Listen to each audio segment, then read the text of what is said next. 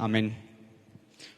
Vamos a orar, hermanos. Señor Jesús, Padre, gracias por este día, Dios. Gracias por tu amor, por tu misericordia, por permitirnos estar hoy aquí, Dios. Gracias por que pudimos iniciar una semana más. Te pedimos, Padre, que prepares nuestros corazones, nuestro entendimiento para la palabra que se está por dar, Dios. Te pedimos que sea de bendición para nuestra vida, de crecimiento, de exhortación, Padre, y que podamos entenderlo. Quita todo espíritu, Padre Santo, de falta de entendimiento, Padre Santo, de ceguera espiritual, Padre, para que podamos entender lo que tú nos quieres hablar hoy. En el nombre de Cristo Jesús, amén. Amén, hermanos. Pues continuamos con la serie de Hechos. Se ha estado predicando los martes sobre Hechos y a mí me tocó empezar desde Hechos 7 hasta el 9. No sé si me vaya a dar tiempo porque son cosas muy interesantes. Y justo me tocó una historia muy hermosa, que muchas veces la había escuchado, la había leído, pero no había entendido o no había sentido ese enfoque con el que ahora les voy a predicar. A veces le damos más atención a otras historias, como a la de Pablo, como a de otros apóstoles, de otros discípulos, pero en este caso vamos a hablar de la historia de Esteban, que es el personaje en que se habla en Hechos 7. Entonces, para comenzar, quiero recapitular un poco sobre lo que se veía en Hechos 6, sobre cómo terminaba Hechos 6. Entonces, si gustan acompañarme, por favor, a Hechos 6, al versículo 8. Vamos a leer del versículo 8 al 15. Me dicen amén cuando ya estén.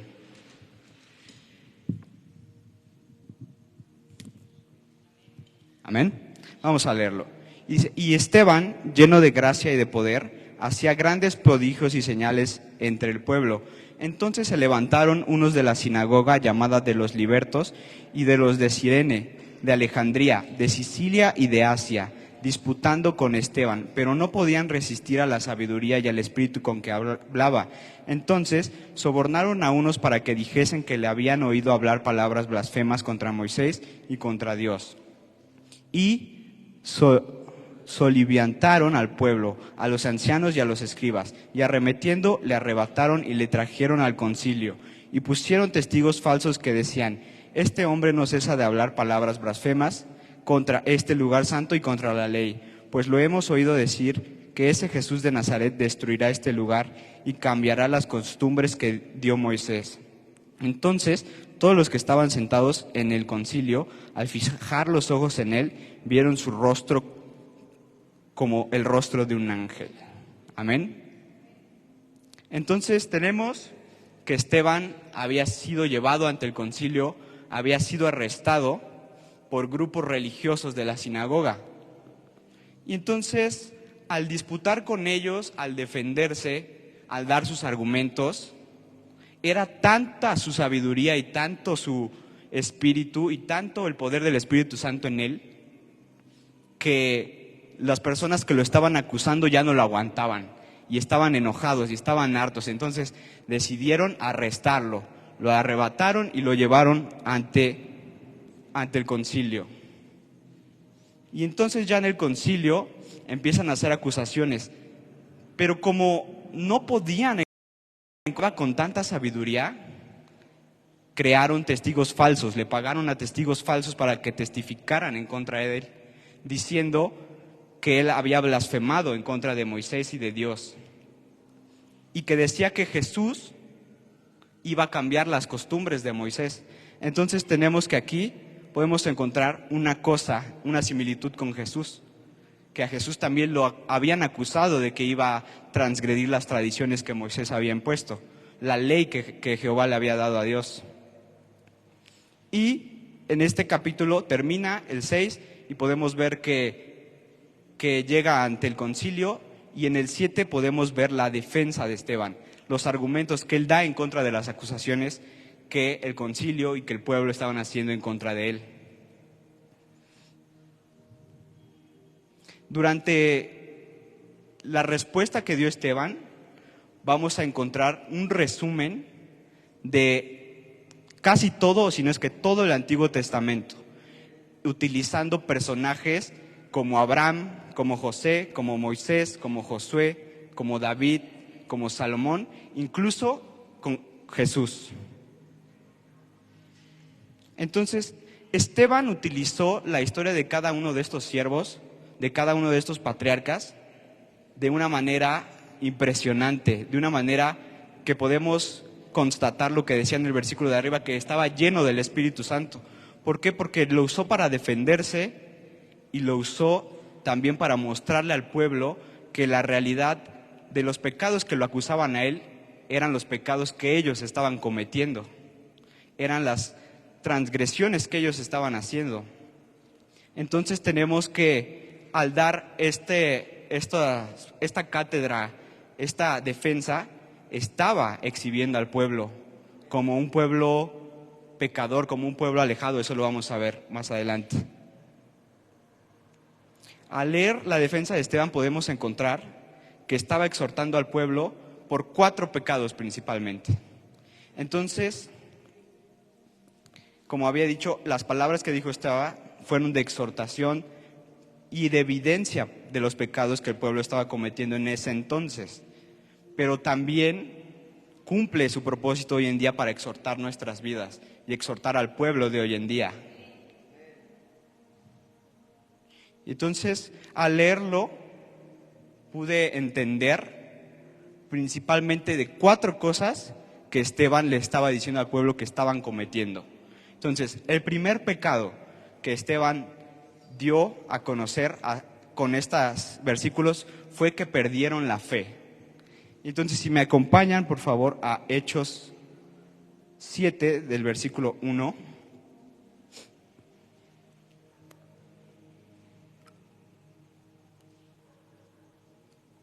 Amén, hermanos. Me dicen cuando ya estén ahí. Ok, empieza, bueno, ya tenemos el contexto, ¿no? Esteban ya estaba ante el concilio y iba a comenzar a defenderse. Entonces el sumo sacerdote le dijo, entonces, ¿esto es así? Y él dijo, varones y hermanos y padres, oíd, el Dios de la gloria apareció a nuestro padre Abraham, estando en Mesopotamia, antes que morase en Harán, y le dijo, sal de tu tierra y de tu parentela y ven a la tierra que yo te mostraré. Entonces salió de la tierra de los caldeos y habitó en Harán. Y de allí, muerto su padre, Dios le trasladó a esta tierra, en la cual vosotros habitáis ahora. Y no le dio herencia en ella, ni aun después de él, cuando él aún no tenía hijo. Y le dijo Dios así, que su descendencia sea extranjera en tierra ajena, y que los reducirán a servidumbre y los maltratarían por 400 años. Mas yo juzgaré, dijo Dios, a la nación de la cual serán siervos, y después de esto saldrán y me servirán en este lugar. Y le dio el pacto de la circuncisión. Y así Abraham engendró a Isaac, y le circuncidó al 8º día, e Isaac a Jacob, y Jacob a los 12 patriarcas. Amén. Entonces, tenemos que el primer pecado que cometió el pueblo fue la desviación y la distorsión de su fe. Porque en los versículos que acabamos de leer, Esteban daba el ejemplo de Abraham, de cómo Dios se agradaba en Abraham por la gran fe que tuvo. Porque a pesar de que él no tenía un hijo, él creyó la promesa que Dios le dio de que él iba a ser padre de naciones y que su descendencia iba a ser como las estrellas. Pero el pueblo de ese entonces el pecado del pueblo consistía en que habían depositado su fe en el ser hijos de Abraham, en el hecho de ser hijos de Abraham y no en el hecho de ser hijos de Dios. Perdieron el enfoque de haber sido salvos mediante la fe en Cristo Jesús y se enfocaron en el privilegio que para ellos era ser hijos de Abraham o descendientes de Abraham. Cambiaron su relación con Dios por cuidar su relación con Abraham. No hablo de una relación como la que tenemos con Dios, sino su relación de parentesco, porque Abraham era padre de los judíos, eran sus descendientes. ¿Y de qué forma cambiaron su relación con Dios a preferir su relación con Abraham? De diferentes maneras. Uno de esos es dándole más importancia a tradiciones, a ritos, a parámetros religiosos que según ellos los acercaban más a Dios. En pocas palabras, habían cambiado su relación con Dios por religiosidad. Entonces, era la primera cosa que Esteban les hacía ver al concilio y al pueblo que lo estaba acusando. El decirles que ellos habían centrado en cuidar sus tradiciones, en cuidar las cosas que habían instituido, como aquí dice, sus parámetros religiosos. Sabemos que esos grupos de personas estudiosas, como los fariseos, como los saduceos, tenían estándares religiosos de conocimiento, de conducta, y Esteban da a entender que ellos se habían centrado en esas situaciones, en esas cosas, anteponiendo su relación con Dios.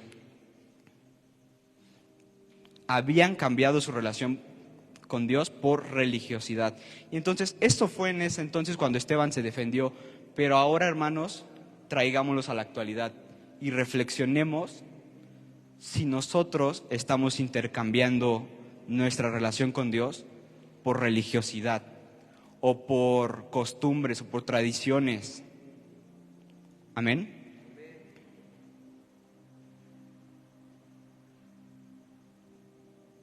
Ahora continuamos y vamos al segundo pecado. El segundo pecado fue que rechazaron a los libertadores que Dios les envió. Y esto lo podemos encontrar desde el versículo 9 al 36. Vamos a leerlos. Hechos 7, 9 al 36. Si me acompañan, por favor.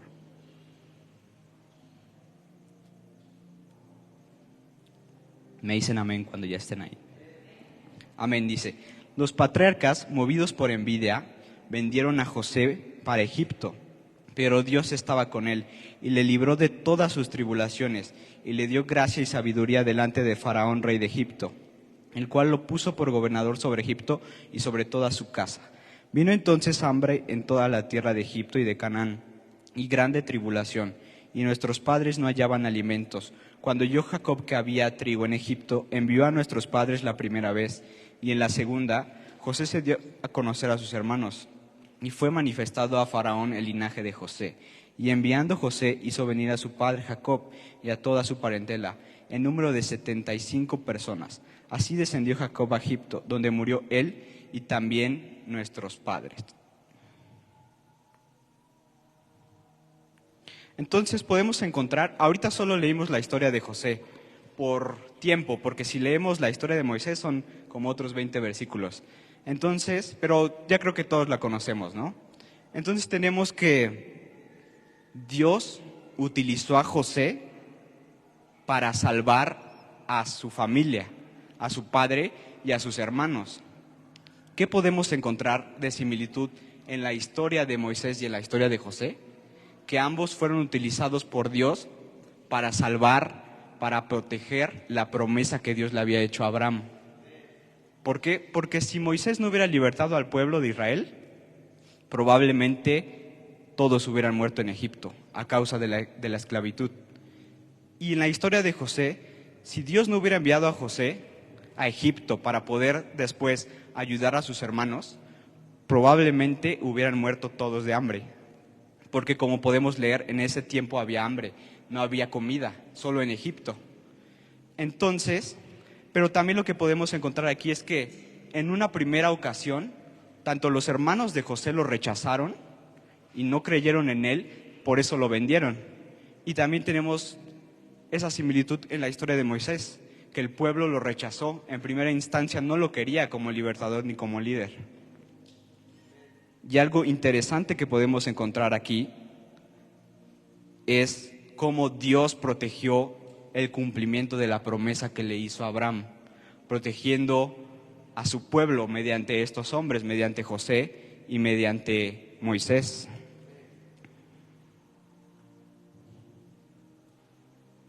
Y este pecado en ese entonces fue que sus hermanos y que el pueblo no reconocieron a las personas que Dios les envió para poder ser salvos o para poder salir de la circunstancia en que estaban. Pero cuando Esteban lo dijo, no fue porque él fuera a salvarlos o algo así, sino lo relacionó con la ceguera espiritual, con la incapacidad de reconocer a Jesús como su Salvador, con la incapacidad de ser salvos, de poder aceptar esa salvación. Y entonces hoy en día nos podemos hacer esa pregunta en que si verdaderamente estamos preparados o somos capaces de recibir la salvación que Dios nos da. Porque muchas veces, como pasó con Moisés, el pueblo, a pesar de todas las señales, de todos los milagros, de todo lo que aconteció, vieron que el mar se abrió, vieron descender maná del cielo, aún así desearon regresar a Egipto. Y entonces eso pasa hoy en día, sin importar las situaciones que vivimos, sin importar las señales que vemos. A veces nuestro corazón quiere regresar a Egipto o no es capaz de ver la salvación que Dios ha preparado para nuestras vidas. Incluso en medio de las circunstancias difíciles que muchas veces son utilizadas por Dios para atraernos, pero muchas veces la ceguera espiritual impide que en medio de esas situaciones difíciles podamos reconocer que Dios nos está ayudando y nos está ofreciendo su salvación. Amén. Después vamos con el tercer pecado. El tercer pecado es que el pueblo había desobedecido la ley. ¿Me pueden acompañar a Hechos 36? Vamos a leer del 36 al 41.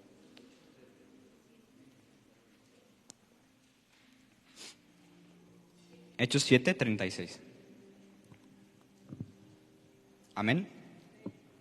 Dice: Este lo sacó, habiendo hecho prodigios y señales en tierra de Egipto, y en el mar Rojo, y en el desierto por 40 años.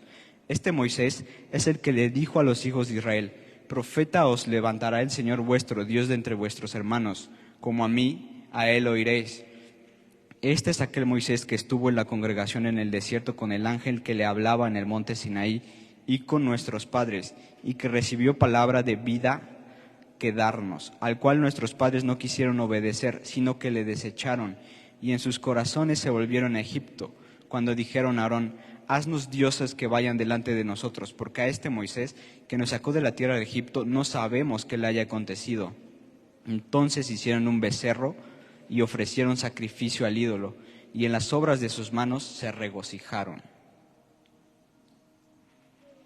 Entonces, vemos en esta historia que a pesar de todo lo que ya había pasado, el pueblo, de los milagros que habían visto, por un poco de incertidumbre, regresaron a Egipto y regresaron a las tradiciones que tenían en Egipto y regresaron a los ídolos que se veían y que se adoraban en Egipto.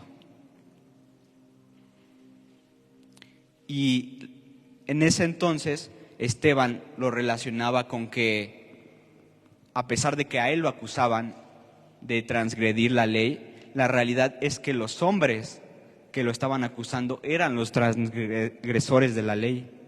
¿Por qué? Porque su corazón estaba alejado de Dios. Habían caído en liturgias, en religiosidades, pero la realidad es que eso solo era apariencia, porque el pecado y el regresar a Egipto era algo que vivían constantemente. Entonces, hoy en día nosotros lo podemos ver en que todos tenemos la tendencia a pecar. Nuestra carne es débil y es una lucha que tenemos día tras día, el vencer las tentaciones, el alejarnos del pecado. Pero Dios nos llamó a ser como Esteban, a ser fuertes y a decir la verdad y a levantarnos en medio de un pueblo que se ha desviado y que ha alejado su corazón de Dios y han hecho al lado su relación con Dios. Entonces, Dios dio la ley a su pueblo por su bien.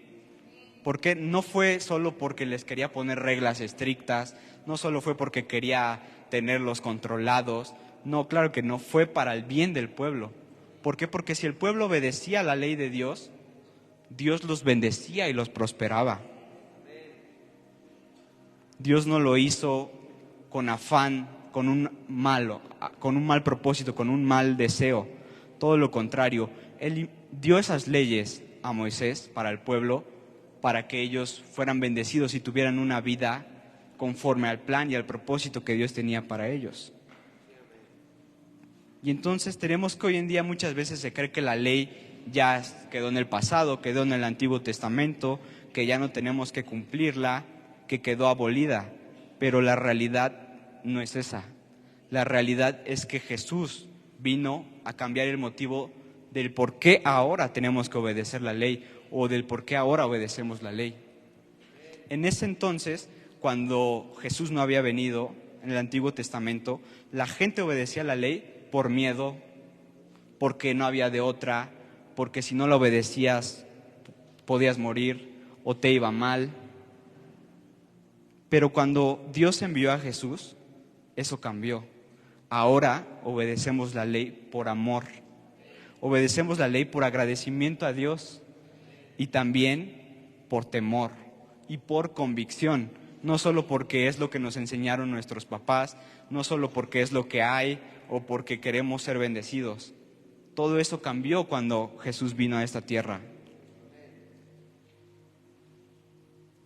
Entonces continuamos al último pecado, cuarto pecado. Y el cuarto pecado fue que el pueblo había menospreciado el templo.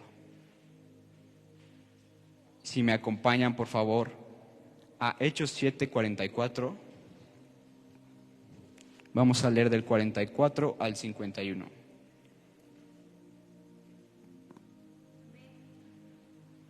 ¿Amén?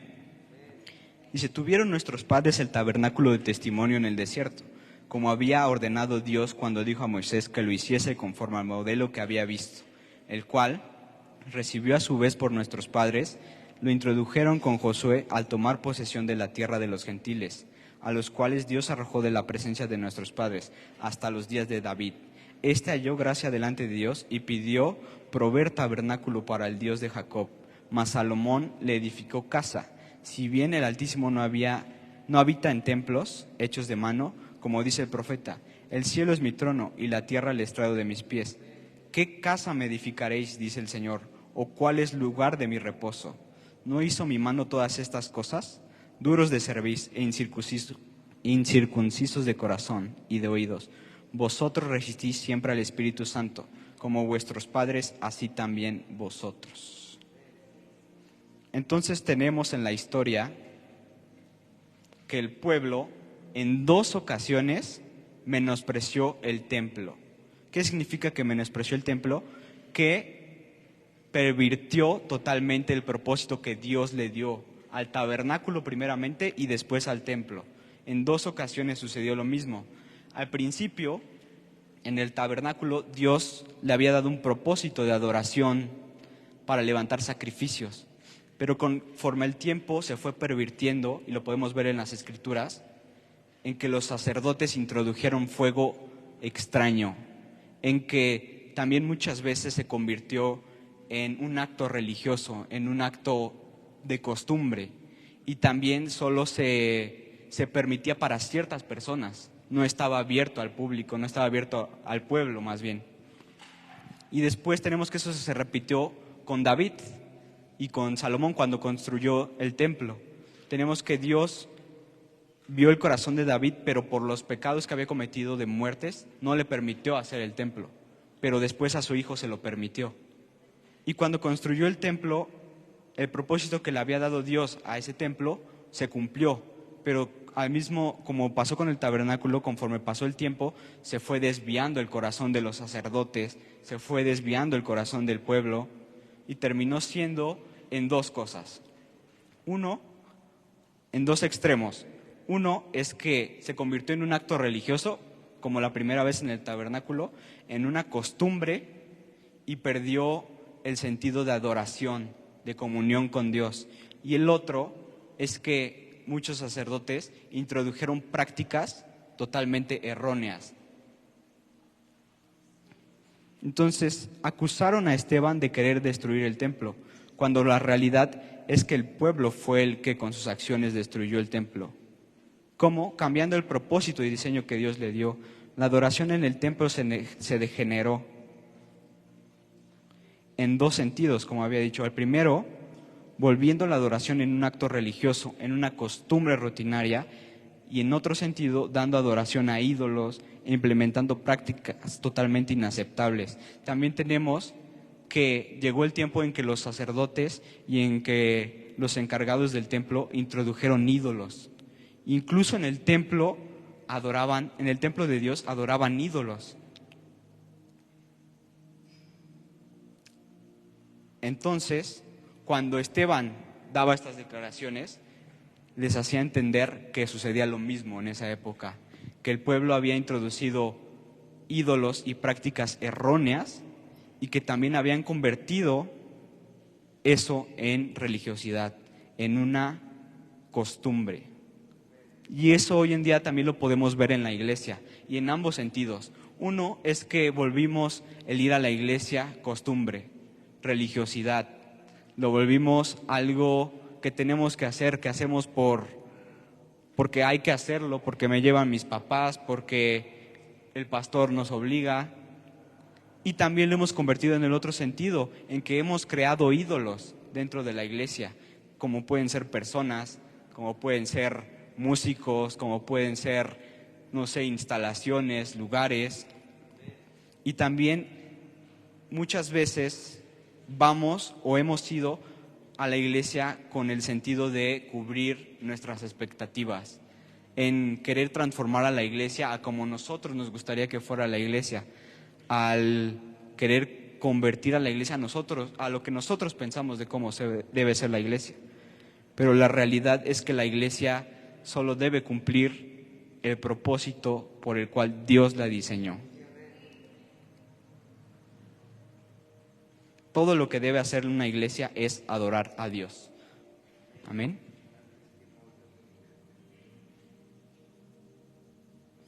Al final del capítulo podemos ver cómo concluye la historia de Esteban, en que él, al defender esto, causó tanto enojo en las personas que lo acusaban, tanto odio por haber evidenciado y por haber exhortado el pecado que estaban viviendo, que terminaron apedreándolo. Y así fue como Esteban se convirtió en el primer mártir en la historia de la Biblia. Sin embargo, podemos ver que la muerte de Esteban cumplió su propósito, cumplió el propósito por el cual Dios permitió que Esteban muriera. El primero fue su coronación. ¿Por qué? Porque podemos ver en la Biblia que cuando estaban apedreando a Esteban, se abrieron los cielos y él pudo escuchar la voz de Dios. Y la coronación significa que cumplió su propósito en el mundo y que ahora pasó a la vida eterna. Ese fue el primer propósito que cumplió la muerte de Esteban. El segundo fue liberación para la iglesia, ya que a través de la exhortación, muchos del pueblo y muchos del concilio pudieron regresar su corazón verdaderamente a lo importante, que es a una relación verdadera con Dios. El tercero, y uno de los más importantes, fue el impacto que generó en la vida de Pablo, de Saulo. ¿Por qué? Porque cuando lo apedrearon, trajeron a Esteban ante Pablo. Pablo estuvo durante este acontecimiento. Y entonces podemos leer en el capítulo 7 que Pablo continuó persiguiendo a la iglesia, pero sin embargo, ese acontecimiento empezó el llamamiento de su vida y comenzó el propósito que Dios tenía en su vida. Si me pueden acompañar. No, ya lo leímos, disculpen. Y el último propósito que cumple la muerte de Pablo es que ahora podemos utilizar esta enseñanza, estos versículos, como exhortación para nuestras vidas y de reflexionar de que muchas veces los sacrificios que tenemos que hacer por Dios, los sacrificios que Dios nos exige, no se comparan con entregar nuestra vida. Va a llegar el tiempo en que lo tengamos que hacer, pero valoremos que hoy en día podemos predicar libremente la palabra, podemos salir a las calles y anunciar el evangelio sin la necesidad de morir. Aunque en muchos países ya se está viendo, como en Medio Oriente, China, en México aún podemos hacerlo. Entonces valoremos esta oportunidad. Y al igual que la vida de Esteban y el acontecimiento de la muerte de Esteban fue de impacto para Pablo en su vida, que nuestro andar, nuestra vida sea de impacto para la gente, amén, que sea impacto para las personas que nos rodean. Entonces de ahí termina Hechos 7 y pasamos a Hechos 8. Tenemos que con la muerte de Esteban, lo que aconteció es que los discípulos se dispersaron. Pablo consentía la muerte de Esteban, y eso lo podemos ver en los versículos de Hechos 8. Podemos ver que él, incluso a pesar de ver esto, continuó persiguiendo a la iglesia. Podemos ver que al inicio de los versículos, si me acompañan por favor, al 8:1.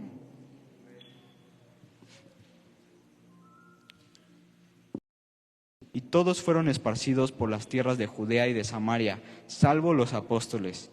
Y hombres piadosos llevaron a enterrar a Esteban, e hicieron gran llanto sobre él. Y Saulo asolaba la iglesia, y entrando casa por casa arrastraba a hombres y a mujeres, y los entregaba en la cárcel. Entonces, al inicio del capítulo 8 podemos ver que Pablo continuó la persecución, y que incluso pidió permiso a las autoridades de ese entonces para poder llevar a hombres y a mujeres ante la ley y encarcelarlas. Y Saulo se sentía irreprochable ante la ley, y él pensaba que lo que estaba haciendo era la voluntad de Dios y que estaba haciendo lo correcto ante los ojos de Dios. Pero podemos ver y reflexionar en que incluso en medio de esas situaciones que podrían parecer una desgracia o alguna situación complicada, como fue la muerte de uno de los discípulos, podemos ver que ese acontecimiento provocó el crecimiento de la iglesia, provocó el inicio de la iglesia. ¿Por qué? Porque la muerte de Esteban asustó a los discípulos, que se dispersaron, pero eso provocó que al dispersarse el evangelio se extendiera, que no solo estuviera en ese lugar donde se encontraban. Y podemos ver con el pasar de los versículos que nos habla de la historia de Felipe, que fue uno de los diáconos que ya había sido elegido en el capítulo 6.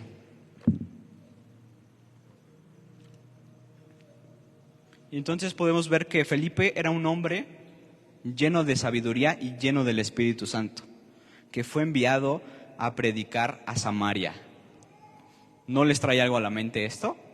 Otro judío predicando en Samaria, a los samaritanos. Si por la historia, por lo que podemos leer en la Biblia, vemos que los judíos y los samaritanos no se llevaban. No era bien visto que un judío hablara con un samaritano. Sin embargo, Felipe fue enviado a Samaria, y la gente le oía unánimes y ponían atención a sus enseñanzas, y eran impactados por las sanidades, por las liberaciones, por los prodigios y milagros que hacía Dios a través de la vida de Felipe. Y entonces aparece en la historia un personaje que se llama Simón. Simón era un hombre que practicaba la magia, y con esa magia había engañado a muchas personas, tanto que las personas pensaban que era un hombre que estaba lleno de Dios, que estaba lleno del Espíritu de Dios, cuando la realidad era otra. Pero al llegar Felipe y hacer milagros, a liberar personas, Simón vio algo que Felipe tenía y que él no, y quiso tenerlo. Entonces podemos ver que que Simón se bautizó y andaba con Felipe.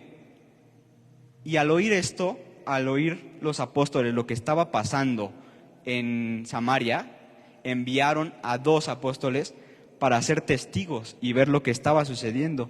Entonces enviaron a esa región a Pedro y a Juan.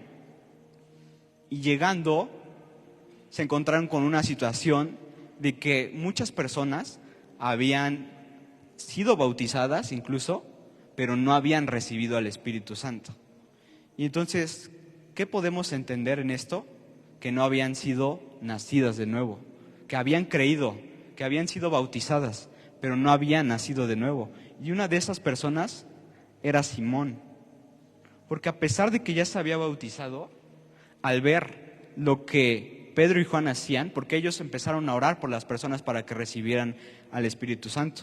Entonces, eso significa que hubo manifestaciones del Espíritu Santo, sanidades, liberaciones, y él se acercó y les dijo que él quería lo que ellos tenían, pero su error fue el querer comprarlo. Les ofreció dinero por recibir a cambio esos dones, por recibir a cambio al Espíritu Santo. Y entonces Pedro le respondió que él y su dinero pereciesen, porque lo que ellos hacían era un don de Dios, un don que da Dios y un don que no cobra. Entonces, con esto podemos ver que en la vida de Simón, que le hacía falta la llenura del Espíritu Santo, que le hacía falta el haber nacido de nuevo. Había sido bautizado, pero no había sido lleno del Espíritu Santo. ¿Y cómo podemos verlo? Que en primera, que ofreció dinero por los dones de Dios.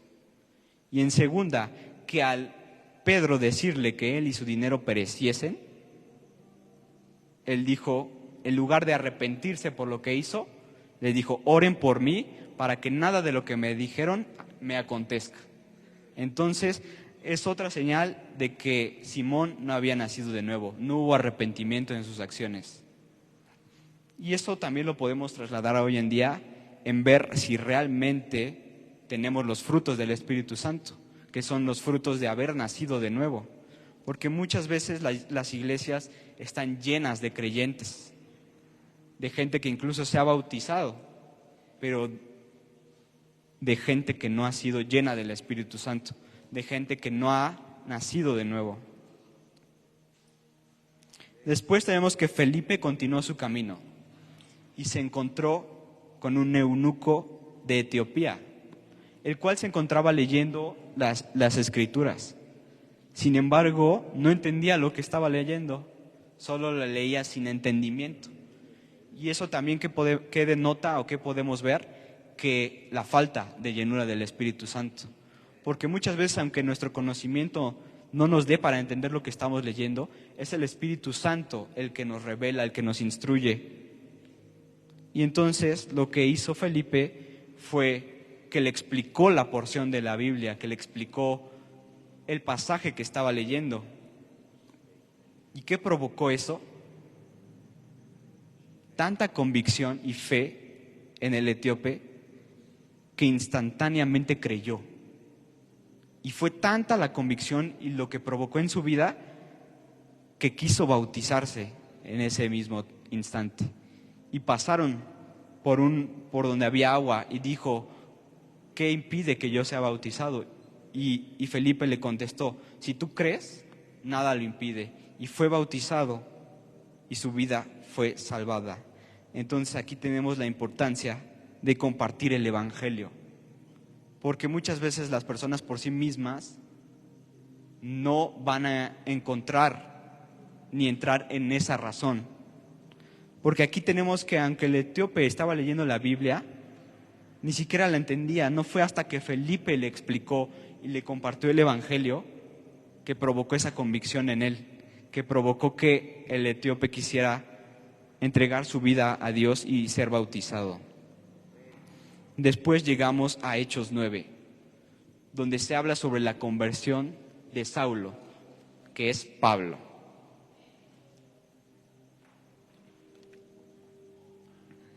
Entonces, durante estos capítulos, Saulo continuaba con la persecución a la iglesia.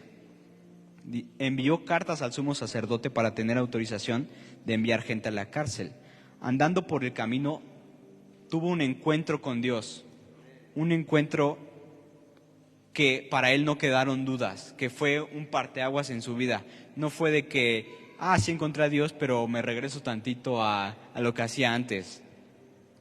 Fue un encuentro que marcó totalmente un antes y un después en la vida de Pablo. Y entonces él iba por el camino y una luz resplandeció sobre él, tanto que lo dejó ciego. y escuchó una voz que le dijo: Saulo, ¿por qué me persigues? Amén.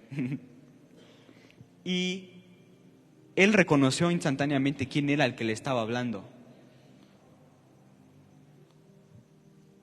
Entonces tenemos que, después de eso, él quedó totalmente ciego y la gente con la que iba acompañado, que lo estaba acompañando, pues se sacó de onda, ¿no?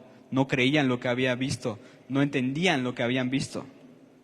Entonces Pablo fue llevado a Damasco. Y aquí es algo increíble. Dios se le apareció en forma de visión a un discípulo llamado Ananías, el que recibió la instrucción de Dios a través de las visiones, de que tenía que ir y buscar a Pablo para que a través de que él orara por él, Pablo recibiera la vista.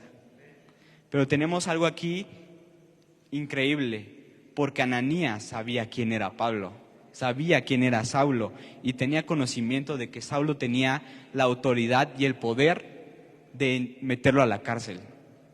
Y entonces Ananías le dijo esto a Dios. Dijo: Dios, pero sé quién es Saulo y sé la autoridad que tiene y sé lo que puede hacer conmigo. Y Dios le respondió que no le importara eso, que él tenía que ir porque Dios iba a usar a ese hombre para hacer grandes cosas. Y aquí lo que podemos ver es la obediencia de Ananías. Imagínate, tan solo por un momento ponte en el papel de Ananías. Él sabía quién era Pablo, probablemente Pablo había encarcelado, había provocado la muerte de muchos de sus amigos, de muchos de sus maestros, de Esteban, ¿no? Como lo veíamos en el capítulo 7. Sin embargo, Ananías fue obediente. Porque si Ananías no hubiera sido obediente, el propósito que Dios tenía para la vida de Pablo no se hubiera cumplido. Y Ananías fue obediente y buscó a Saulo. Y al orar por él, instantáneamente Saulo recuperó la vista. Se cayeron escamas de sus ojos. Y entonces es lo importante de ser obedientes. Y yo lo relaciono también en que muchas veces no queremos compartirle a la gente porque nos cae mal, por esto, por esta razón, por X o por Y. Pero sin embargo nosotros tenemos que ser obedientes porque no sabemos el propósito que Dios tiene para esa persona. Y al instante, cuando Pablo recibió la vista, comenzó a predicar.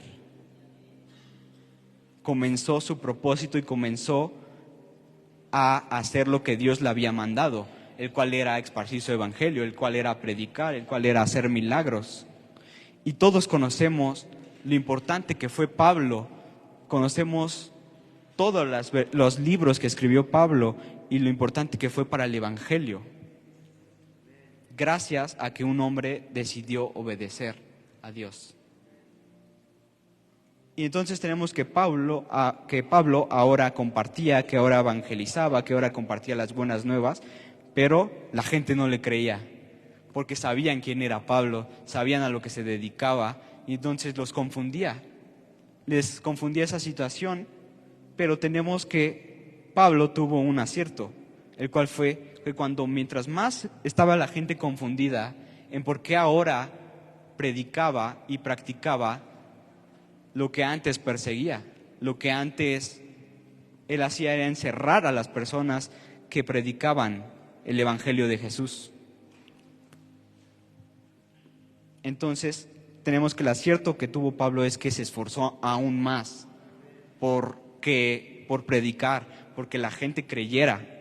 Tenemos también que los discípulos incluso le tenían miedo, porque pensaban que estaba fingiendo para poder atraparlos, para poder encarcelarlos. Y no fue hasta que un hombre le ayudó a poder entrar como hacia al círculo de los discípulos. Y ahora Pablo, en lugar de ser el perseguidor, se convirtió en el perseguido.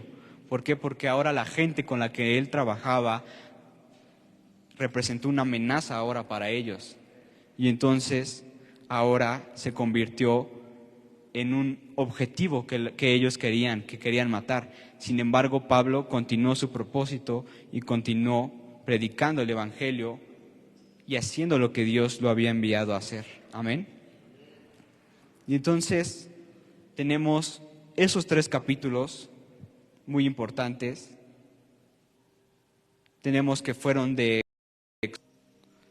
démosle el sentido que Dios quiere que le demos, no lo que nosotros creamos. No vengamos aquí como un acto religioso ni como un acto de costumbre. Tampoco pervirtamos el diseño que Dios le dio a la iglesia, introduciendo prácticas que no son de Dios, prácticas erróneas. Amén. No creemos ídolos dentro de la iglesia. Como ya lo habíamos mencionado, no creemos ídolos como personas, como grupos de alabanza, como un lugar bonito, un lugar hermoso. Más bien vengamos porque es el lugar donde podemos encontrar a Dios, donde podemos convivir con nuestros hermanos. Amén. Después, en resumen, entendamos la importancia de predicar el Evangelio, como lo hizo Felipe con el etíope. Como aprendamos también la importancia de ser obedientes a Dios, porque no sabemos qué va a provocar esa obediencia.